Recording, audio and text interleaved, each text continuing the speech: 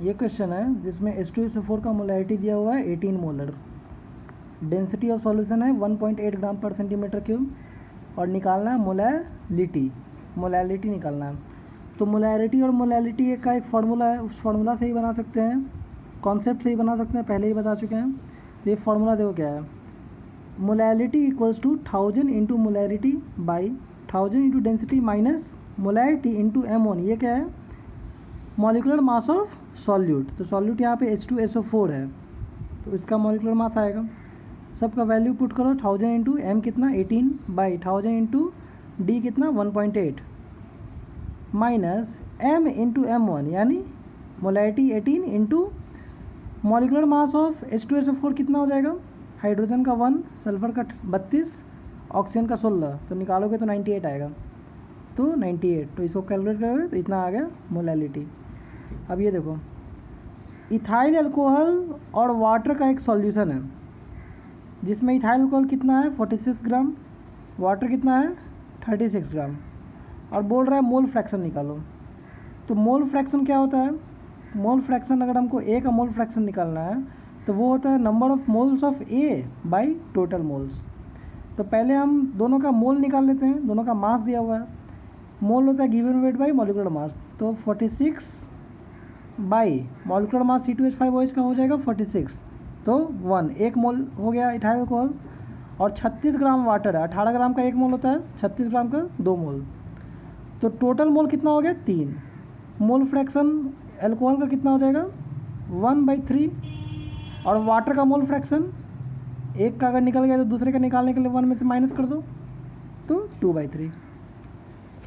अब हम लोग पढ़ रहे हैं solubility of solid in liquid. अगर लिक्विड में हमको सॉलिड को घुलाना है, फॉर एग्जांपल अगर पानी में चीनी घुलाना है, तो solubility of solid in liquid depends upon temperature. अगर गर्म पानी है तो उसमें ज़्यादा चीनी घुलेगा, और अगर ठंडा पानी है तो उसमें कम चीनी घुलेगा। क्यों? क्योंकि टेम्परेचर बढ़ता है तो लिक्विड में सॉलिड का सॉल्युबिलिटी बढ़ता है, और टेम्परेचर घटने से सॉल्युबिलिटी घटता है। तो ये तो इजी है। Solubility of gas in liquid, liquid में गैस को मिलाना है, फॉर एग्जांपल कोका कोला में कार्बन डाइऑक्साइड गैस मिला हुआ रहता है, या फिर हमारे ब्लड में ऑक्सीजन और कार्बन डाइऑक्साइड गैस हमेशा मिला हुआ रहता है, तभी तो सेल में एक्सचेंज होता है। तो लिक्विड में अगर गैस मिलना है तो उसका सॉल्युबिलिटी किस बात पे डिपेंड करता है, तो उसका सॉल्युबिलिटी डिपेंड करता है लिक्विड के सरफेस के ऊपर कितना प्रेशर है, पार्शियल प्रेशर है उस गैस का। उस गैस का पार्शियल प्रेशर जितना ज़्यादा होगा, उस गैस का लिक्विड में सॉल्युबिलिटी उतना ज़्यादा होगा। इसको डिटेल में पढ़ते हैं। इसका नाम है हेनरीज लॉ।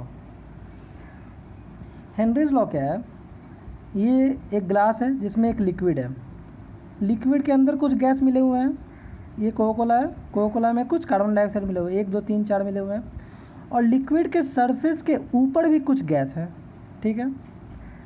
तो लिक्विड के सरफेस के ऊपर जो गैस है उनके प्रेशर को हम बोल रहे हैं P।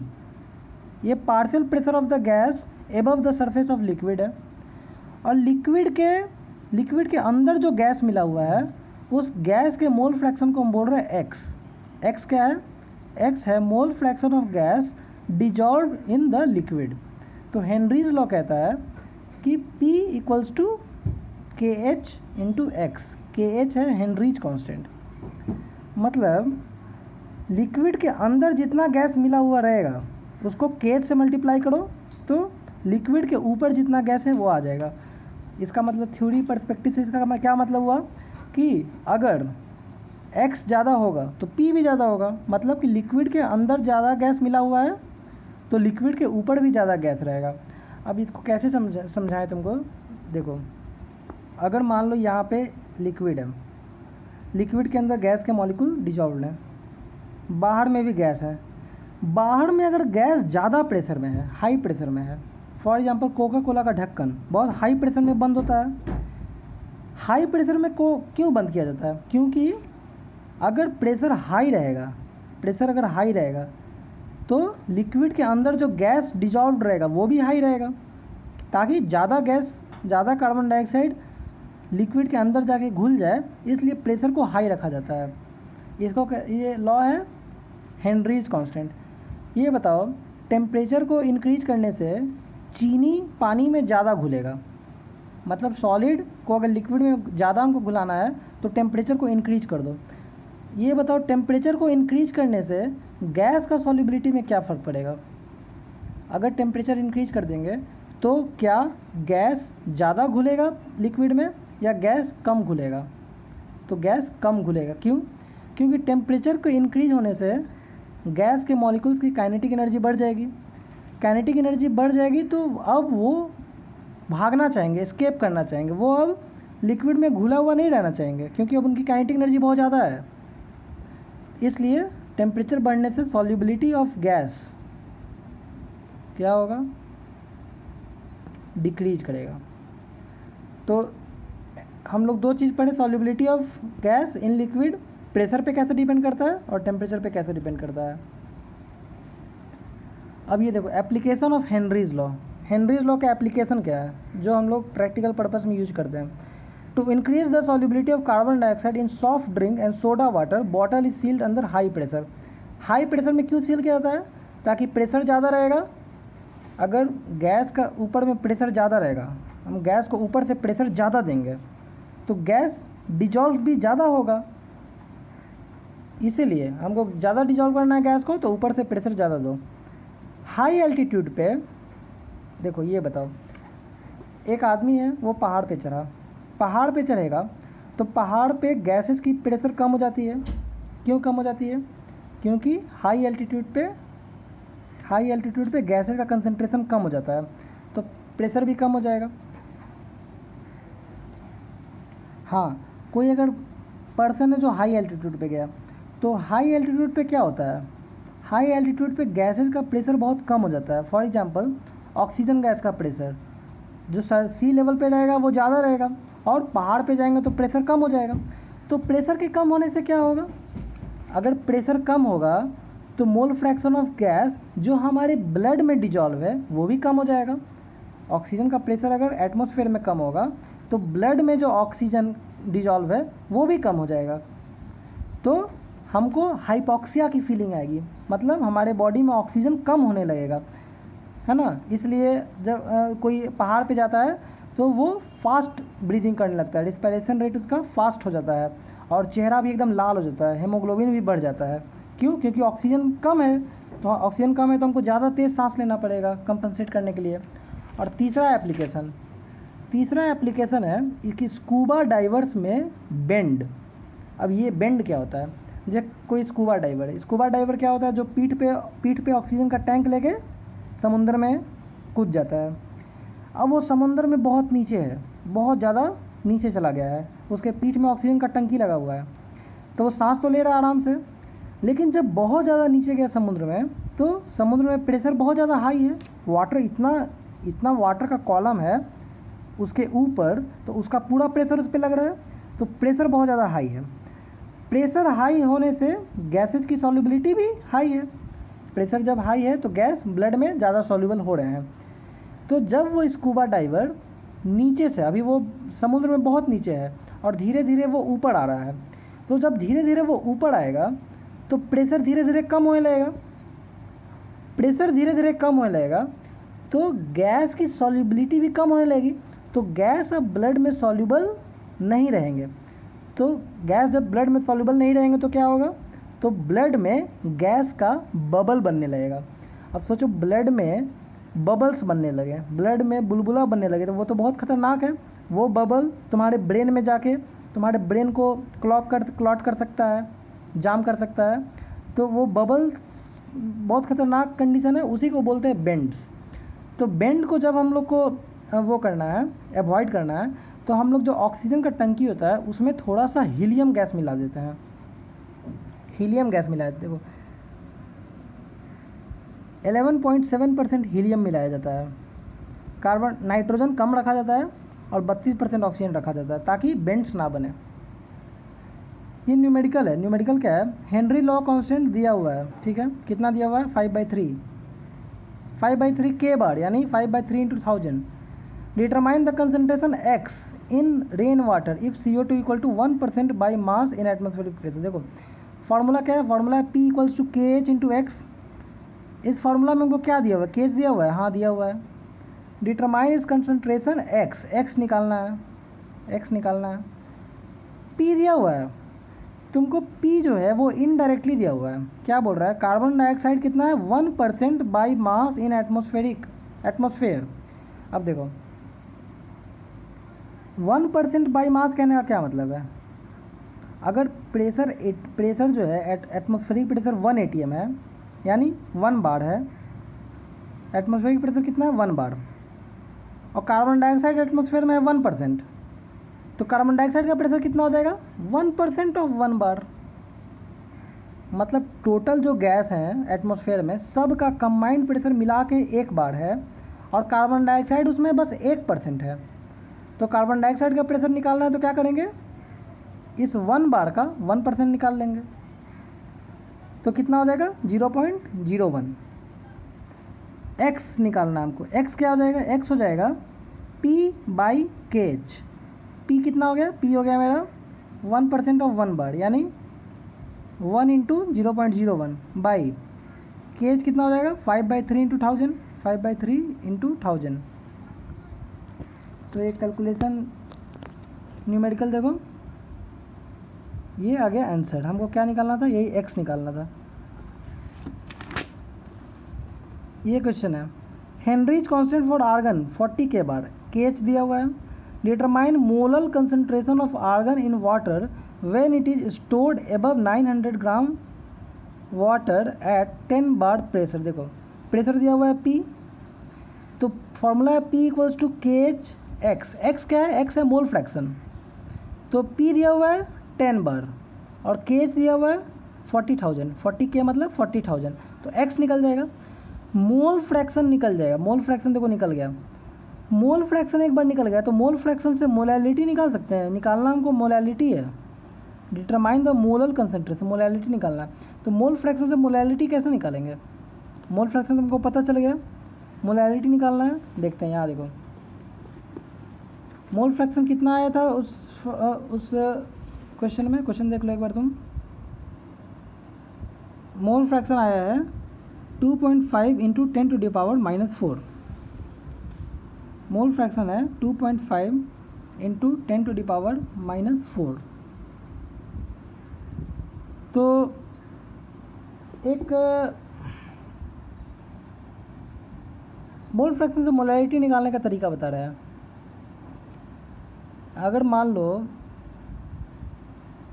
एक मोल फ्रैक्शन क्या होता है, x1 आएगा तो वो क्या हो जाएगा n1 प्लस n2, और x2 क्या हो जाएगा, x2 हो जाएगा n2/n1 प्लस n2। तो दोनों के मोल फ्रैक्शन का रेशियो क्या होगा, x1/x2 क्या होगा, ये दोनों तो दोनों में सेम है, तो क्या हो जाएगा n1/n2, n1/n2। मतलब मोल फ्रैक्शन का रेशियो मोल का रेशियो के बराबर होता है। एक बार जब हमको मोल का रेशियो आ गया, मोलैलिटी में क्या होता है, मोलैलिटी में ऊपर तो मोल होता है, number of moles of solute, एक कंपोनेंट का ऊपर मोल होता है, divided by mass of solvent in KG, नीचे में दूसरे कंपोनेंट का मास होता है। लेकिन हमको यहाँ पे दूसरे दोनों कंपोनेंट का मोल पता चल गया है हमको, लेकिन नीचे में दूसरे कंपोनेंट का मास चाहिए, तो क्या करेंगे, इसको इसके मोलिकुलर वेट से मल्टीप्लाई कर दो। तो अगर हम मोलैलिटी निकालना है, मोलैलिटी, तो वो क्या हो जाएगा n1, ऊपर तो मोल ही चाहिए हमको, और नीचे हमको मास चाहिए, नीचे हमको मोल को मास में कन्वर्ट करना है, n1/n2 इंटू m2, सेकेंड वाले का मोलिकुलर मास। ये मास ग्राम में रहेगा तो इसको 1000 से डिवाइड करके केजी में कन्वर्ट कर लेंगे। अब देखो यहाँ पे मोल फ्रैक्शन कितना हुआ है 2.5 इंटू 10 टू पावर -4। ये किसका मोल फ्रैक्शन है, ये मोल फ्रैक्शन है आर्गन का, ये मोल फ्रैक्शन है आर्गन का वाटर में। आर्गन है मेरा सॉल्यूट और वाटर है मेरा सॉल्वेंट। मोल फ्रैक्शन आर्गन का कितना है 2.5 into 10 to the power -4। Mole fraction water का कितना हो जाएगा बताओ, 1 माइनस 2.5 इंटू 10 टू पावर -4, ये हो जाएगा। अगर हम मोल फ्रैक्शन आर्गन और मोल फ्रैक्शन वाटर दोनों का रेशियो ले लें, argon by mole fraction of water, इन दोनों का रेशियो ले लें तो मोल फ्रैक्शन का जो रेशियो होता है वो किसके बराबर होता है, मोल के रेशियो के बराबर होता है।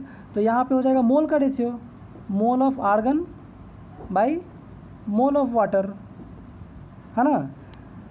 ऊपर में तो हमको मोल ऑफ आर्गन चाहिए, लेकिन नीचे में हमको सॉल्वेंट यानी वाटर का मास चाहिए। तो उस किससे तो मोलैलिटी क्या हो जाएगा, मोलैलिटी हो जाएगा ये term mole of argon by mole of water, ये वाला टर्म। लेकिन इसको क्या चीज़ से मल्टीप्लाई करना पड़ेगा, मल्टीप्लाई करना पड़ेगा वाटर के मॉलिक्यूलर मास से नीचे में, क्योंकि नीचे में वाटर का मोल है तो मोल को मास में कन्वर्ट करने के लिए मोल के मास से मल्टीप्लाई कर देंगे। और उसके बाद क्या करेंगे, उसके बाद ऊपर 1000 से मल्टीप्लाई करेंगे, क्योंकि नीचे का मास हमको केजी में चाहिए, वो तो ग्राम में है। अब ये देखो, ये वाला रेशियो तो हमको निकाल चुके हैं, ये जो रेशियो है ये तो मोल फ्रैक्शन के रेशियो के बराबर है। अब मोल फ्रैक्शन का रेशियो क्या हो जाएगा, 2.5 इंटू 10⁻⁴ बाई 1 - 2.5 इंटू 10⁻⁴। ये जो है ये क्या हो जाएगा, ये मोल का रेशियो है, जो मोल फ्रैक्शन का रेशियो वही मोल का रेशियो। और नीचे क्या करना है 18 से मल्टीप्लाई, और ऊपर क्या करना है 1000 से मल्टीप्लाई। अब कैलकुलेशन इसका कर लेना, यही आ जाएगा मोलैलिटी। देखो यही चीज़ है, सेम चीज़ है। क्या की फिर से रिवाइज करते हैं। यहाँ पे दिया हुआ था हेनरीज कांस्टेंट, केस दिया हुआ था, प्रेशर दिया हुआ था, हमको निकला मोल फ्रैक्शन। अब मोल फ्रैक्शन लेकिन हमको पूछ रहा था मोलैलिटी, तो मोल फ्रैक्शन से हम फिर क्या किए मोलैलिटी निकालें। फिर है मोल फ्रैक्शन ऑफ गैस, अब दिया हुआ है mole fraction 0.001 at STP। STP अगर कह दिया इसका मतलब वो प्रेशर भी दे दिया तुमको। प्रेशर कितना दे दिया बताओ, 1 atm, standard temperature and pressure पे 1 atm। तो P पता चल गया, X पता चल गया, हेनरी लॉ कांस्टेंट KH निकालना है, तो P = KHX। अब हम लोग पढ़ने वाले वेपर प्रेशर के बारे में। वेपर प्रेशर क्या होता है,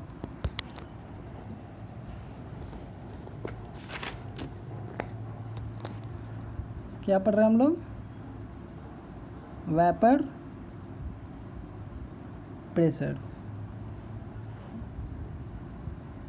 कोई भी लिक्विड पानी हो या अल्कोहल हो या कोई भी लिक्विड हो,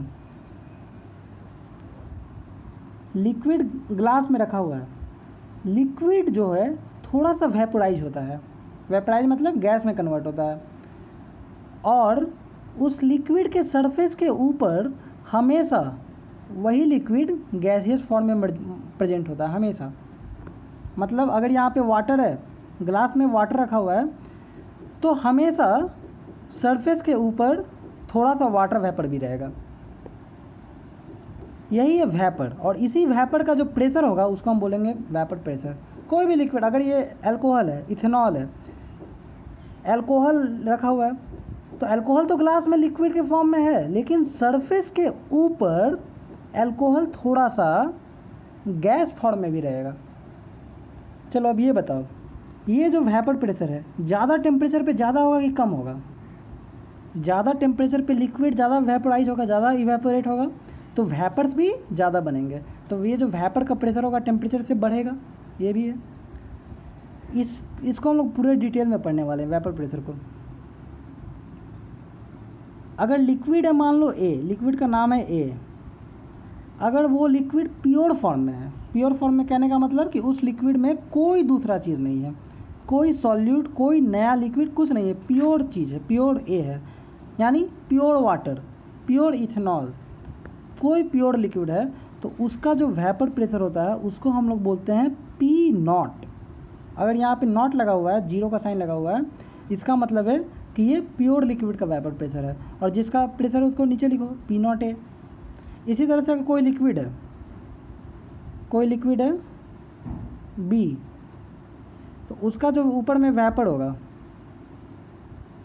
होगा, उसका प्रेशर कितना होगा P0B। तो ये P0 है, तो ये प्योर लिक्विड का प्रेशर है, ठीक है। अब देखो, ये तो प्योर के बारे में हो गया। अब इस लिक्विड में हम कुछ मिला दें, कुछ भी मिला सकते हैं। फॉर एग्जांपल कोई नया सॉलिड मिला दें, या कोई दूसरा लिक्विड मिला दें। इसी ए लिक्विड में हम कोई दूसरा लिक्विड C मिला दें, वाटर में अल्कोहल मिला दें, तो अब ये लिक्विड प्योर नहीं रह गया, अब ये लिक्विड इम्प्योर हो गया। अब मान लो जैसे फॉर एग्जांपल यहाँ पे लिक्विड है ए, लेकिन साथ में उसके मिला हुआ है सी भी मिला हुआ है, ठीक है। तो पहले जो यहाँ पे वेपर था वो तो पूरा का पूरा कंप्लीटली ए का वेपर था, यहाँ पे जो वेपर था वो पूरा का पूरा कंप्लीटली बी का वेपर था, लेकिन यहाँ पे जो वेपर रहेगा उसमें तो ए के भी वेपर्स रहेंगे और सी के भी वेपर्स रहेंगे, है ना। तो यहाँ पे जो वेपर है उसमें ए के जो वेपर्स हैं उनका प्रेशर है पी ए और सी के जो वेपर्स हैं उनका प्रेशर है पी सी। अब यहाँ पे हम नॉट नहीं लगाए हैं। नॉट क्यों नहीं लगाए? क्योंकि ये लिक्विड प्योर लिक्विड नहीं है, ये मिक्सचर है। जब प्योर लिक्विड होता है तो हम पी नॉट ए बोलते हैं, लेकिन जब अब ये इम्प्योर लिक्विड है तो ये मिक्सचर हो गया। अब हम इसका प्रेशर को बोलेंगे ए का। ये जो वेपर है, इस वेपर में दोनों गैस है, ए का भी गैस है और सी का भी गैस है। तो उसी गैस में जो ए का प्रेशर है उसको ए का पार्शियल प्रेशर बोलेंगे, जो सी का प्रेशर है उसको सी का पार्शियल प्रेशर बोलेंगे। तो उसको हम लोग बोल रहे हैं पी ए और पी सी। मेरे पास एक लॉ है, लॉ का नाम है रॉल्ट्स लॉ। रॉल्ट्स लॉ क्या कहता है? रॉल्ट्स लॉ कहता है कि किसी भी गैस का, किसी भी लिक्विड का जो गैस है उनका partial pressure P A is directly proportional to mole fraction of that liquid in the solution। मतलब A और C है, अगर मान लो A और C दोनों बराबर बराबर डिजॉल्व है तो A का मोल फ्रैक्शन कितना हो जाएगा 0.5, C का मोल फ्रैक्शन 0.5। A अगर ज़्यादा डिजॉल्व है, मान लो A का मोल फ्रैक्शन 0.7, C का 0.3, तो मोल फ्रैक्शन के डायरेक्टली प्रोपोर्शनल होगा उस लिक्विड का वेपर प्रेशर। मतलब अगर लिक्विड इस सॉल्यूशन में, इस मिक्सचर में ए ज़्यादा है, ए अमाउंट में ज़्यादा है, तो इस वेपर प्रेशर के गैस में, गैस का जो प्रेशर है इसमें ए का वेपर प्रेशर भी ज़्यादा होगा और सी कम है तो सी का प्रेशर भी कम होगा। यानी partial pressure of a component in the vapour phase is directly proportional to mole fraction of that component in the solution. Statement में इस लॉ को ऐसे बोलेंगे, देखो बुक में क्या लिखा हुआ है। रॉल्ट्स लॉ क्या बोलता है? Raoult's law which states that for a solution of volatile liquids, दोनों लिक्विड वोलाटाइल हैं। वोलाटाइल लिक्विड का क्या मतलब है कि दोनों लिक्विड वेपर प्रेशर बना रहे हैं। मतलब यहाँ पे दो लिक्विड ए और सी दोनों का वेपर बन रहा है तो दोनों वोलाटाइल लिक्विड हुआ। अब ऐसे वोलाटाइल लिक्विड का सॉल्यूशन के लिए the partial vapour pressure of each component, हर एक कंपोनेंट का partial vapour pressure is directly proportional to its mole fraction, उसके मोल फ्रैक्शन के। यानी पी ए का वेपर प्रेशर एक्स ए के प्रोपोर्शनल होगा। तो प्रोपोर्शनल को इक्वलिटी में कन्वर्ट करेंगे तो कांस्टेंट आएगा और वो कांस्टेंट आता है पी नॉट ए, मतलब vapour pressure of pure component. यहाँ पे पी ए जो है, पी ए का प्रेशर क्या हो जाएगा एक्स ए का प्रोपोर्शनल होगा। अब प्रोपोर्शनल को हम इक्वलिटी में कन्वर्ट करेंगे तो कांस्टेंट लगाएंगे, तो कांस्टेंट है पी नॉट ए इंटू, यहाँ पी नॉट ए कांस्टेंट आ गया और एक्स ए का तो प्रोपोर्शनल था ही। मतलब ए का प्रेशर क्या होगा, ए का प्रेशर यहाँ पे होगा, जो ए का प्योर प्रेशर होता है उसको मल्टीप्लाई करना है जो ए का मोल फ्रैक्शन अभी है। मोल फ्रैक्शन तो हमेशा 1 से कम ही होगा। 1 का मोल फ्रैक्शन करने का क्या मतलब है? अगर किसी का मोल फ्रैक्शन 1 है इसका मतलब कि उस सॉल्यूशन में बस वही है और कोई है ही नहीं। तो मोल फ्रैक्शन तो हमेशा 1 से कम होगा किसी मिक्सचर के लिए, तो ये एक्स से हमेशा 1 से कम होगा। 1 से कम होगा तो ये जो पी ए है ये हमेशा पी नॉट ए से कम ही आएगा। इसका मतलब जो लिक्विड का प्योर स्टेट में जो वेपर प्रेशर होता है, अगर तुम उसका सॉल्यूशन बना दो तो वेपर प्रेशर उसके प्योर स्टेट वाले से कम ही आएगा। इसी तरह से सी का, देखो सी नहीं करते, यहाँ पे बी ही लिख देते हैं क्योंकि यहाँ बी करवा चुके हैं हम। तो ए और बी का मिक्सचर है, तो बी का प्रेशर क्या हो जाएगा P naught B into x B. B का जो मोल फ्रैक्शन है उसको मल्टीप्लाई करना है बी के प्योर। तो ये लिक्विड का मिक्सचर है ए और बी का, और मिक्सचर के ऊपर वेपर प्रेशर बन रहा है। वेपर किसका बन रहा है? ए का भी बन रहा है, बी का भी बन रहा है। ए का प्रेशर हम निकाल लिए P naught A x A, B का प्रेशर निकाल लिए P naught B x B. दोनों का प्रेशर पता चल गया। टोटल प्रेशर क्या होगा? टोटल वेपर प्रेशर क्या होगा? P A plus P B. A का जो प्रेशर और बी का प्रेशर है दोनों यहाँ पे, दोनों को ऐड कर दो तो टोटल प्रेशर क्या हो जाएगा?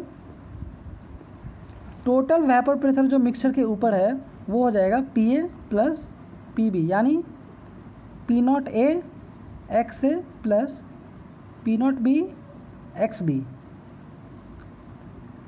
तुमको पता है कि X A plus X B equal to 1 होता है। तो अगर हमको एक्स ए लिखना है तो वो हो जाएगा 1 माइनस एक्स बी। तो यहाँ पे एक्स ए को लिख देते हैं 1 माइनस एक्स बी। तो P naught A 1 minus x B plus P naught B x B. तो ये क्या हो जाएगा? P naught A plus P naught A minus P naught B into x B. ये कोई इंपॉर्टेंट चीज़ नहीं है, ये तुम तुरंत से डिराइव भी कर सकते हो, क्वेश्चन के हिसाब से डिराइव कर सकते हो। ये देखो यही तो आया है, यही आया ना। इसको ग्राफ में समझिए, ग्राफ बहुत इंपॉर्टेंट है। देखो ग्राफ किसके किसके बीच है? यहाँ है वेपर प्रेशर, ये क्या है? Vapour pressure. ऊपर क्या है? Vapour pressure.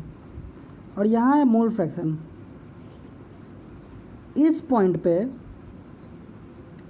पे मोल फ्रैक्शन ऑफ ए कितना है? 1। इसका क्या मतलब है? इसका मतलब है कि इस पॉइंट पे ए का मोल फ्रैक्शन है 1, मतलब यहाँ पे सिर्फ ए है, सिर्फ ए है, प्योर लिक्विड है। अब बी का मोल फ्रैक्शन है 0, मतलब बी है ही नहीं। तो जब प्योर ए है तुम्हारे पास तो जो वेपर प्रेशर होगा उसको क्या बोलेंगे? पी नॉट ए। ये पी नॉट ए क्या है? प्योर ए का प्रेशर है। धीरे धीरे ए का मोल फ्रैक्शन कम होते गया और बी का मोल फ्रैक्शन बढ़ते गया। तो इसका मतलब क्या हुआ है? ए का मोल फ्रैक्शन क्यों कम हो रहा है? क्योंकि हम धीरे धीरे उसमें अब बी मिलाते जा रहे हैं। पहले वो प्योर लिक्विड था, प्योर ए था, अब हम उसमें धीरे धीरे थोड़ा थोड़ा बी मिलाते जा रहे हैं। तो जब हम धीरे धीरे थोड़ा थोड़ा बी मिलाते जाएंगे तो ए का मोल फ्रैक्शन घटते घटते घटते घटते फाइनली एक समय आएगा जब ए का मोल फ्रैक्शन हम ले रहे हैं 0, मतलब ए है ही नहीं, और बी का मोल फ्रैक्शन हम ले रहे हैं 1, मतलब वो है प्योर बी। क्या है? Pure B. तो जब प्योर बी है तो उसका वेपर प्रेशर क्या हो जाएगा? P naught B. P naught B हो जाएगा।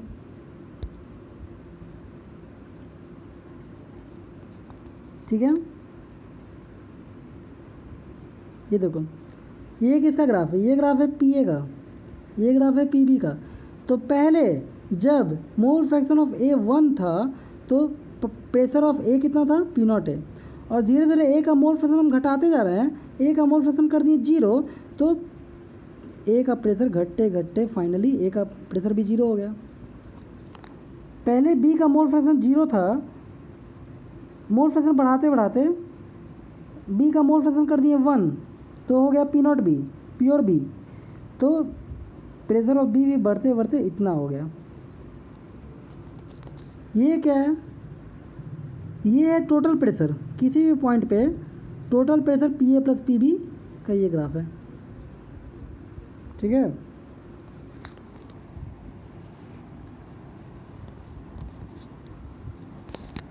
ये क्वेश्चन देखो क्या है। Vapour pressure of CH3Cl and CH2Cl2, दो लिक्विड है कौन कौन? मिथाइल क्लोराइड और मिथाइल क्लोराइड या क्लोरोमीथेन, और यहाँ पे डाइक्लोरोमीथेन। दोनों का प्रेशर दिया हुआ 540 mm 402 mm प्योर का, यानी ये पी नॉट, दोनों पी नॉट ए और पी नॉट बी है। 101 ग्राम ऑफ मिथाइल क्लोरोमीथेन और 85 ग्राम ऑफ डाइक्लोरोमीथेन को मिक्स किया गया है। देखो अगर 101 ग्राम क्लोरोमीथेन को मिक्स किया गया है तो क्लोरोमीथेन का मोल कितना हो जाएगा? क्लोरोमीथेन का मॉलिक्यूलर मास कितना हो जाएगा? 12 3 15 और 35.5, तो इसका मोलकुलर मास हो जाएगा 35 और 15 50, तो 50.5। ये है 35.5 और दूनी 71, 71 और 2 73, और 73 12 85, ये है 85 मोलकुलर मास। तब 50.5 का डबल होता है 101, इसका मतलब कि ये है मेरा 2 मोल और ये है मेरा 1 मोल। मोल दोनों का निकल गया। मोल क्यों निकालें? मोल फ्रैक्शन के लिए। अगर इसका मोल निकला है 2 और इसका 1, तो इसका मोल फ्रैक्शन हो जाएगा 2/3, इसका मोल फ्रैक्शन हो जाएगा 1/3। दोनों का मोल फ्रैक्शन भी आ गया। मोल फ्रैक्शन को ही तो, मोल फ्रैक्शन को उसके प्योर वाले प्रेशर से मल्टीप्लाई कर दो तो उसका अभी वाला प्रेशर आ जाता है। सॉल्यूशन जो है, सॉल्यूशन में अगर हमको किसी एक का प्रेशर निकालना है तो क्या करना है, उस कंपोनेंट का मोल फ्रैक्शन निकालो और उसके प्योर स्टेट वाले प्रेशर से मल्टीप्लाई कर दो। तो अगर हमको CH3Cl का प्रेशर निकालना है सॉल्यूशन में, तो इसका मोल फ्रैक्शन 2/3 को मल्टीप्लाई करेंगे 540 से, और CH2Cl2 का अगर हमको पार्शियल प्रेशर निकालना अभी वाला सॉल्यूशन में, तो इसका मोल फ्रैक्शन 1/3 को मल्टीप्लाई करेंगे 402 से। तो कितना होगा देखो, 2/3 को 540 से मल्टीप्लाई करो और 1/3 को 402 से मल्टीप्लाई कर दो।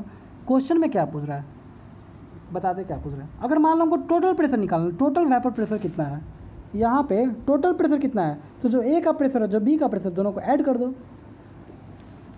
तो दोनों का प्रेशर हम निकाल लिए, दोनों का प्रेशर आया इतना इतना, दोनों को ऐड कर दिए, टोटल प्रेशर आ गया 494। क्वेश्चन में क्या बोल रहा है, क्वेश्चन में बोल रहा है the pressure at which the solution starts boiling. कोई भी लिक्विड, कोई भी सॉल्यूशन, कोई भी लिक्विड बॉयल कब करता है, जब उसका वेपर प्रेशर एटमॉस्फेरिक प्रेशर के बराबर हो जाता है तब वो बॉयल करता है। यहाँ पे जो इसका प्रेशर है, यहाँ पे A का वेपर प्रेशर कितना है, P0 है, तो वेपर प्रेशर कितना है, P0 है। अगर तुमको टेम्परेचर फिक्स रखना है, एक तो बॉयल करने का तरीका क्या है कि तुम टेम्परेचर बढ़ा दो, नीचे स्टोव लगा दो, टेम्परेचर जब रीच हो जाएगा उतना तो बॉयल करने लगेगा। दूसरा तरीका है कि तुम प्रेशर बढ़ा दो, सिर्फ प्रेशर बढ़ा के भी तुम बॉयल करवा सकते हो, टेम्परेचर ना भी बढ़ाओ, सिर्फ प्रेशर बढ़ाओ, लिक्विड बॉइलिंग स्टेट में जा सकता है। कैसे, इसका प्रेशर है P0A और अभी बाहर प्रेशर कितना है 1 atm, तो बाहर के प्रेशर को अगर हम P0A के बराबर कर दें तो ये लिक्विड बॉयल करने लगेगा। क्योंकि बॉइलिंग के लिए क्या चाहिए, बॉइलिंग के लिए चाहिए हमको vapour pressure equals to atmospheric pressure. तो इसका टोटल वेपर प्रेशर कितना आया, टोटल वेपर प्रेशर आया 494, तो एटमॉस्फेरिक प्रेशर हमको कितना चाहिए 494, तभी ना बॉयल करेगा। Pressure at which solution starts boiling, यही हो जाएगा। इसी में एक क्वेश्चन आता है कि ठंडी जगहों में, मतलब पहाड़ी जगहों में खाना बनाना इतना मुश्किल क्यों है, खाना बनाना मुश्किल क्यों है। तो एक ऑप्शन वहाँ ये भी रहेगा कि क्योंकि बहुत ठंडा पड़ता है, ठंडा पड़ेगा तो खाना बनाना मुश्किल होता है। ऐसा कुछ नहीं है, ठंडा पड़ने से क्या, गैस जितना गर्म करेंगे उतना गैस गर्म हो जाएगा। प्रॉब्लम वहाँ ये है कि अगर हम पानी में चावल चढ़ा दिए और नीचे हम स्टोव जलाए हुए हैं, तो वहाँ पे एटमॉस्फेरिक प्रेशर कम है। कोई भी लिक्विड बॉयल क्यों करता है, लिक्विड को हम गैस पे चढ़ा दिए तो टेम्परेचर बढ़ने से वेपर प्रेशर बढ़ता है, तो नीचे हीट है बी करके, तो जैसे जैसे टेम्परेचर बढ़ रहा है, हीट जितना देते जा रहा है, वैसे वैसे उस लिक्विड का वेपर प्रेशर बढ़ रहा है। एक समय आएगा जब वेपर प्रेशर एटमॉस्फेरिक प्रेशर के बराबर हो जाएगा।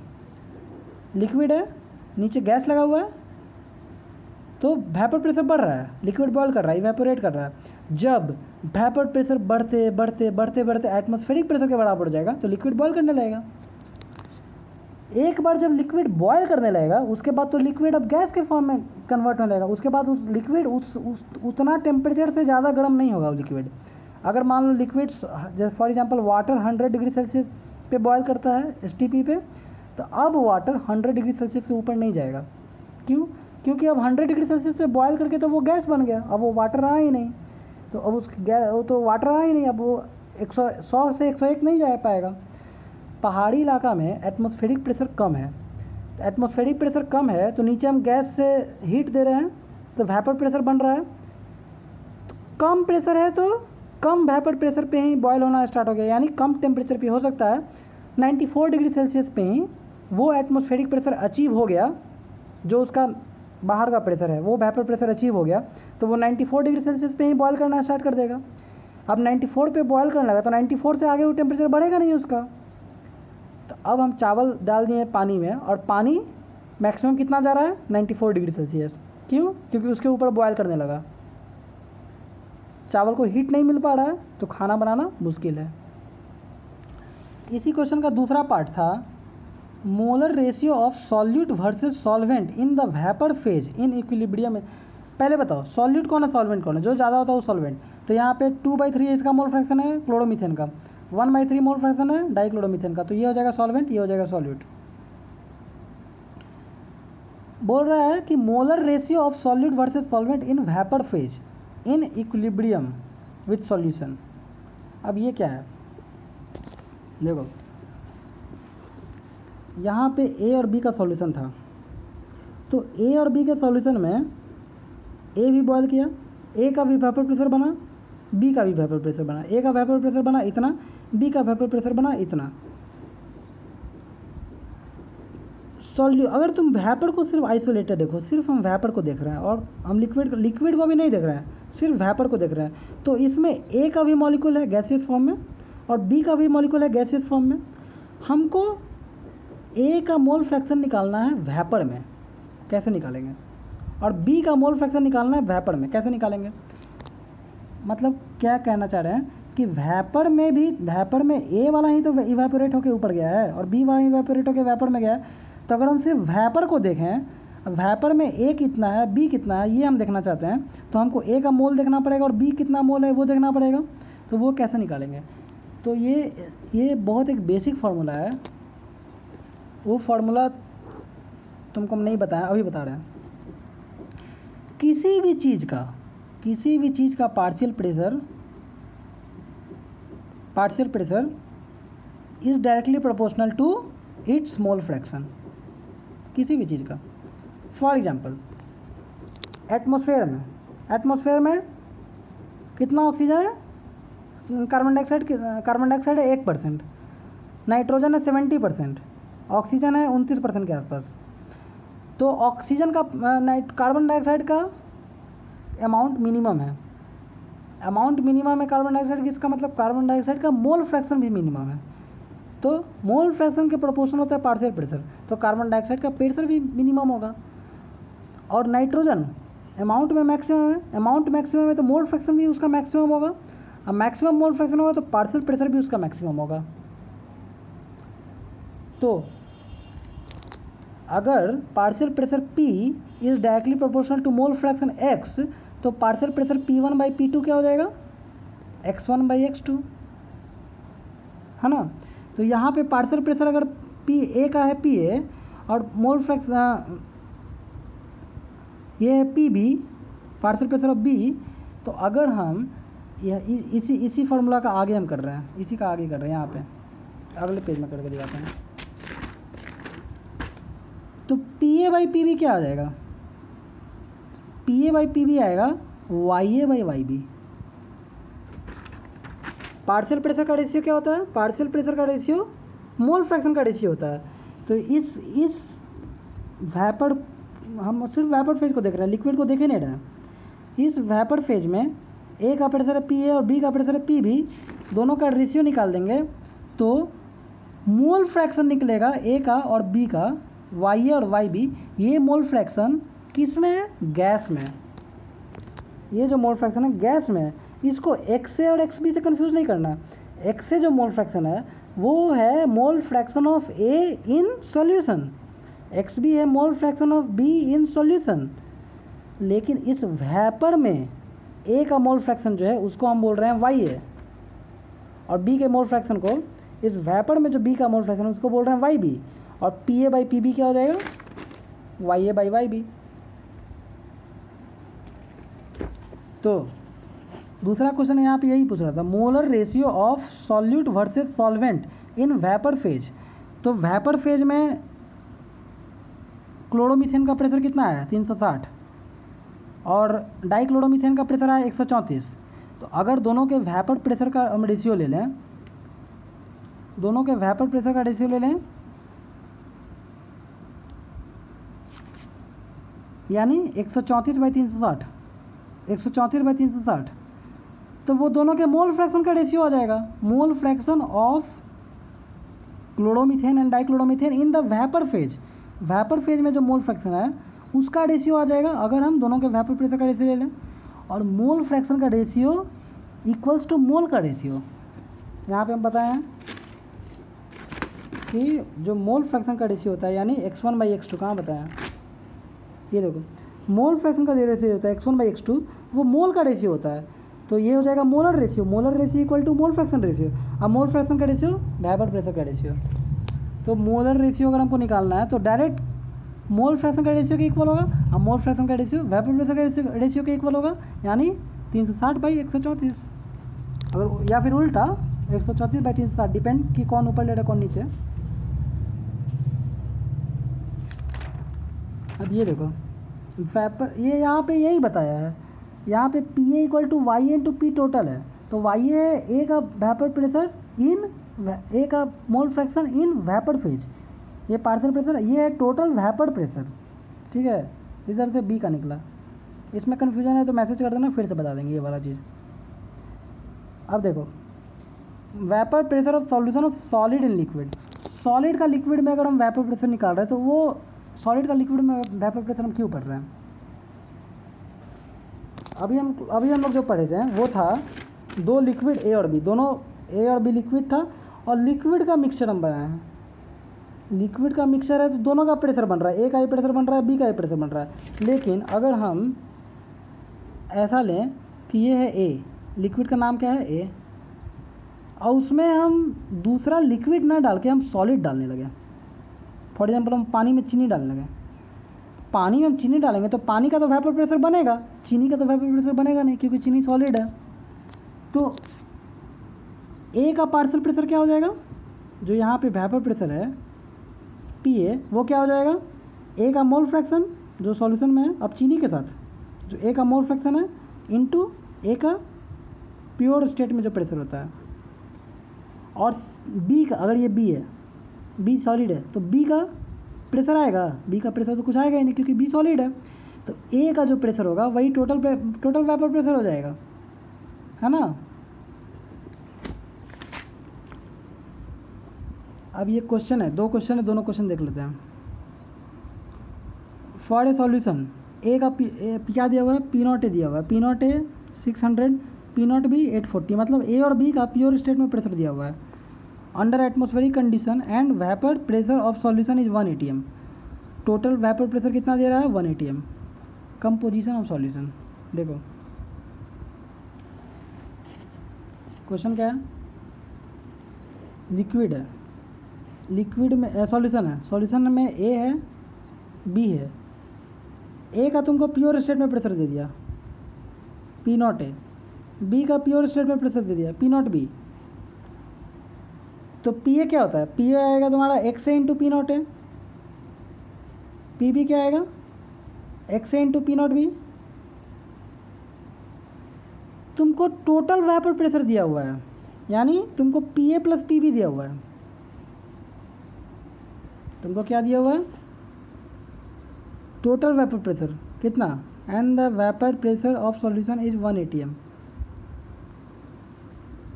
टोटल वेपर प्रेशर दिया हुआ 1 atm, यानी तुमको दिया हुआ है P A plus P B. तो P A plus P B क्या होगा, P A plus P B हो जाएगा P naught A x A plus P naught B x B. इसमें से किसी एक को 1 माइनस के टर्म में लिख दो। अगर मान लो एक्स ए को हम लोग लिख दिए 1 माइनस एक्स बी के टर्म में, तो ये क्या हो जाएगा P naught A 1 minus x B plus P naught B x B. अब यहाँ से ये पी नॉट ए है, यहाँ पी नॉट ए माइनस में एक्स बी जाएगा, तो ये हो जाएगा तुम्हारा P naught A plus P naught B minus P naught A X B. हम कुछ स्टेप्स स्किप कर दिए हैं, तुम कैलकुलेशन देख लेना, यही आएगा, ठीक है। ये वाला स्टेप है, एक्स ए को 1 माइनस एक्स बी किए तो ये आ जाएगा। ये क्या निकल रहा है, ये निकल रहा है टोटल प्रेशर, ये total pressure, total PT total pressure तुमको पता है, पी नॉट ए पता है, पी नॉट भी पता है, पी नॉट ए पता है, एक्स भी निकल जाएगा, एक का मोल फ्रैक्शन निकल जाएगा तो एक का निकल जाएगा तो इससे दूसरा का भी निकल जाएगा, एक से भी निकल जाएगा। तो क्वेश्चन फिर से देख लो, खुद से बनाना। ये पी नॉट दिया हुआ है, पी नॉट भी दिया हुआ है, under atmospheric condition on vapour pressure, total vapour pressure दिया हुआ 1 atm, कंपोजिशन निकालना है यानी एक्स ए और एक्स बी निकालना है। Composition of vapour in equilibrium, अब वेपर में हमको चाहिए, तो वेपर में जो मोल फ्रैक्शन हमको कंपोजिशन यानी वेपर वाला मोल फ्रैक्शन चाहिए, यानी हमको वाई ए और वाई बी चाहिए। तो वाई ए और वाई बी क्या होगा बताओ, देखो हमको क्या निकालना है, हमको निकालना है वाई ए और वाई बी, ठीक है। हमको टोटल प्रेशर पता चल गया ना 1 atm, हमको एक्स ए का वैल्यू भी पता चल गया, हमको एक्स बी का वैल्यू भी पता चल गया।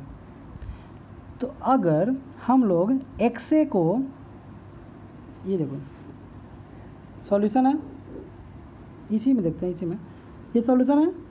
तो यहाँ जो वेपर थे, यहाँ जो वेपर है इसमें एक्स ए, इसमें ए भी है और इसमें बी भी है, इसका टोटल प्रेशर है 1 atm, इसका टोटल प्रेशर कितना है 1 atm। तो इसी 1 atm को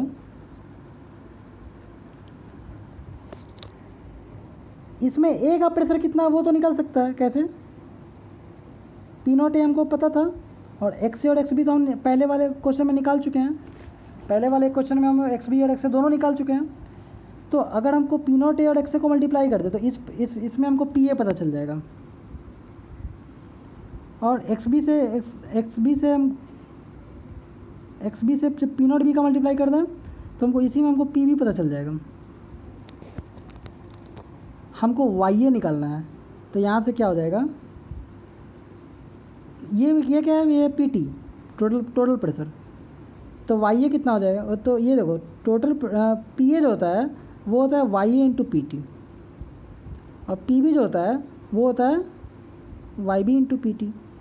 मतलब जो गैस में जो प्रेशर है, गैस में जो मोल फ्रैक्शन है वाई है, और गैस में जो मोल फ्रैक्शन है वाई बी, हम सॉल्यूशन का नहीं बात कर रहे, सॉल्यूशन में तो एक्स ए और एक्स बी है, गैस में जितना ए है उसका उस हिसाब से मोल फ्रैक्शन निकालेंगे तो वाई ए, और जितना बी है गैस में तो वाई बी, वाई ए को अगर टोटल प्रेशर से मल्टीप्लाई करोगे तो पी ए निकलेगा, वाई बी को टोटल प्रेशर से मल्टीप्लाई करोगे तो पी बी निकलेगा।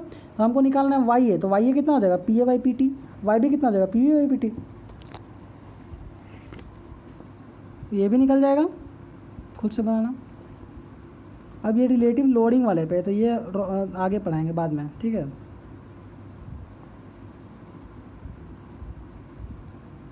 ये भी आगे पढ़ाएंगे।